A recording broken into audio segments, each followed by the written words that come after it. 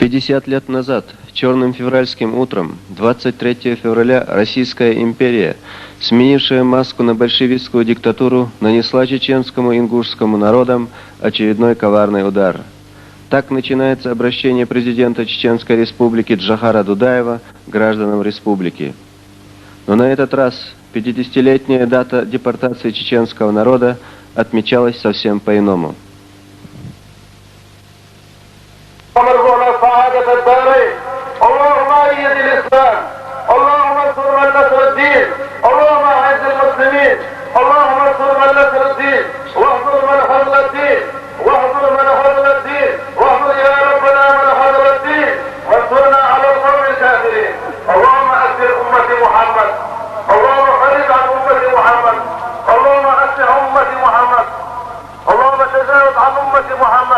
اللهم احفظ أمة محمد، اللهم انصر لأمة محمد، اللهم اجعلنا من أمة سيدنا وحبيبنا محمد عليه أفضل الصلاة والسلام.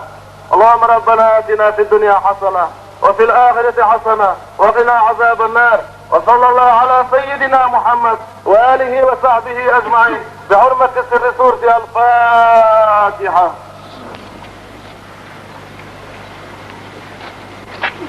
Izgled došlo, ve pačalka, lofti pačalka, президент услышал, Джохар Дудаевна на Альберте Уэллое.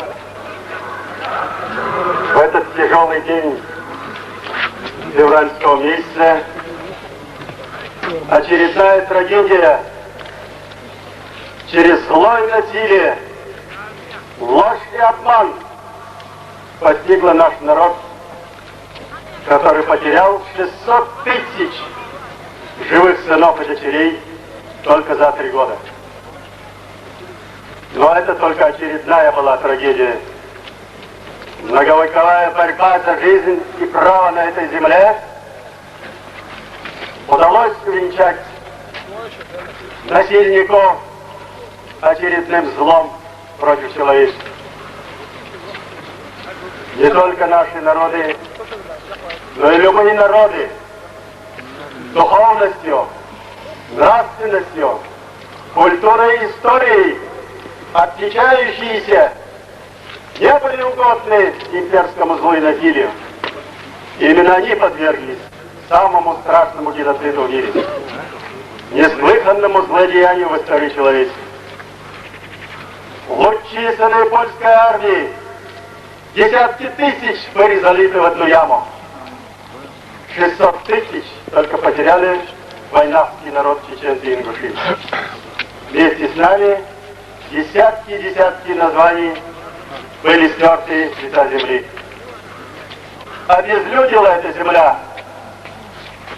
Люди, которые рассказывают, оставшиеся здесь, после трагедии народа, наступил жуткий ужас. Даже над животными издевались. А что сделали из наших камней, многовековых, стоящих на могильных плитах, мы с вами свидетели сегодня, что они употреблялись для тротуаров, бордюров, фундаментов домов и даже свинарник. Мы прошли через жернова. Ложь и насилие, зло и обман, и еще раз насилие, страшная идеология человеконенавистническая, прикрытая маской гуманизма, стирала с лица земли миллионы людей. Что изменилось сегодня? Ничего империя не собирается изменять. Народоубийство в более изощренных открытых формах. Прибалтика, Молдова, Алма-Ата, Ош, Фергана, Таджикистан, Баку, Тбилиси, Армения, Абхазия, Осетия, Ингушетия. Какую карту можем еще не назвать, где зло совершается каждый день и каждый час. Ничто не собирается изменить своей политики. Здесь сегодня, на этом малом клочке земли, тысячи надгробных плит и памятников.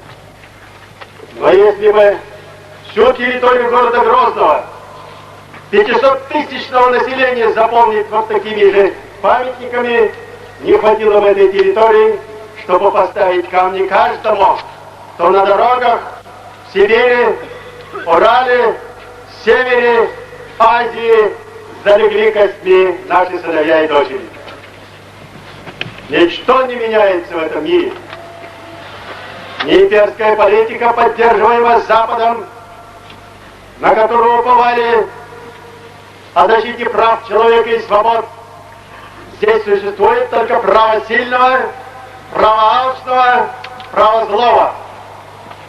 И каким ядом надо бы отравить собственный народ России, если, убивая сотни тысяч лучших сынов Польши, свидетелями которых были десятки тысяч людей, в течение 50 лет ни один не выступил свидетелем и ни один не выразил сочувственного слова. Вот таким ядом идеологии пропитана Российская империя вся. И она это показала здесь, не где-нибудь, а на Кавказе снова. Рядом с нашими братьями и сестрами в Ингушетии. Так и хотят, чтобы народы вечно отмечали трауры. Один траур за трауром. Ежегодно, ежемесячно. Люди и матери склоняли свои головы в слезах, прося Всевышнего избавить от очередной трагедии. Я так не согласен, и я прошу народ, что нет на земле силы, ни оружия, ни войск, которые могут победить дух. Это показал Афганистан, самая сильная армия в мире, и держава 10 лет ковырялись и не сломили этот народ только потому, что там был дух. Вьетнам, Ирак, Сомали, а теперь все как коршуны набросились на бедную Югославию, как коршуны делить добычу. То бомбардировки, то уничтожение, то пряник, то кнут. В этом мире выживают только сильные духом. Кавказу надо осознать, что единство Кавказа — единственная перспектива от очередного уничтожения и унижений. И я прошу сегодня проститься с трауром и трагедией, которая постигала Кавказ и чеченский народ. Сегодня мы проводим последний путь с этой земли. Навеки вечная национальный траур. Отныне здесь должен быть праздник, жизнь и созидание. Аллаху Акбар!